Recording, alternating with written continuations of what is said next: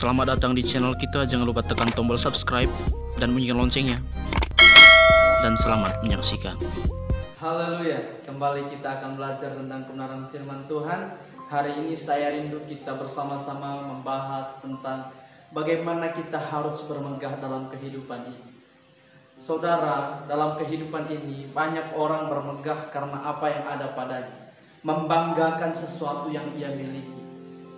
Saya mau katakan hari ini bahwa sebagai orang percaya, sebagai anak Tuhan, kita harus bermegah karena pengenalan kita akan Tuhan.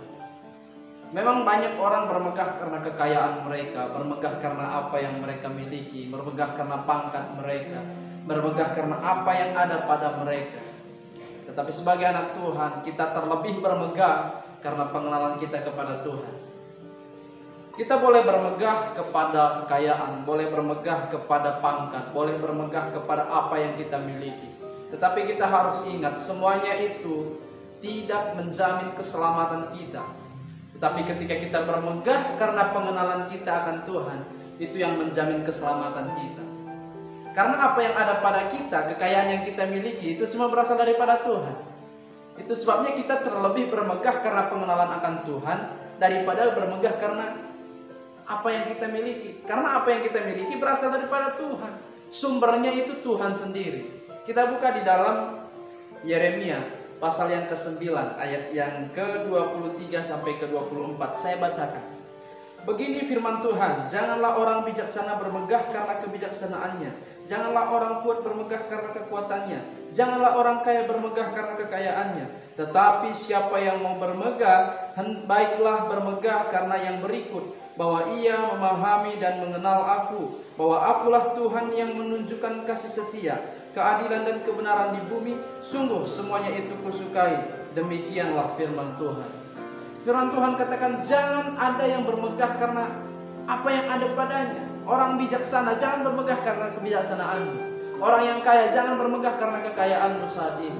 Semua yang ada padamu saat ini, sewaktu-waktu itu bisa diambil kembali oleh Tuhan.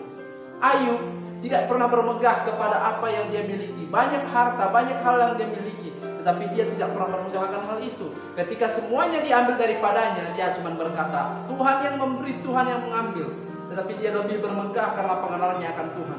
Ketika terus bermegah akan pengenalannya akan Tuhan, maka Tuhan mengembalikan itu berlipat-lipat kali malahan dari sebelumnya. Nah, itu yang kita tidak bisa mengerti bagaimana pekerjaan Tuhan dalam kehidupan kita. Dan hari ini, jikalau selama ini kita terus masih bermegah akan apa yang ada pada kita, mulailah berbalik saudara, mulailah beralih, mulailah kita mengerti akan apa yang kita harus berpegang. Bermegahlah karena pengenalanmu akan Tuhan. Karena pengenalanmu akan Tuhanlah yang menjamin keselamatanmu. Itu yang kita cari dalam hidup ini.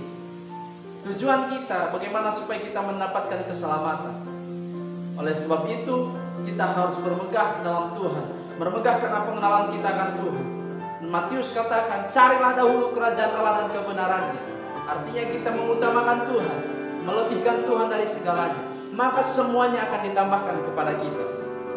Jikalau semuanya sudah ditambahkan, kekayaan, kebijakan, apapun itu mengikuti dari belakang. Tetapi kita terlebih dahulu mengutamakan Tuhan dalam kehidupan kita.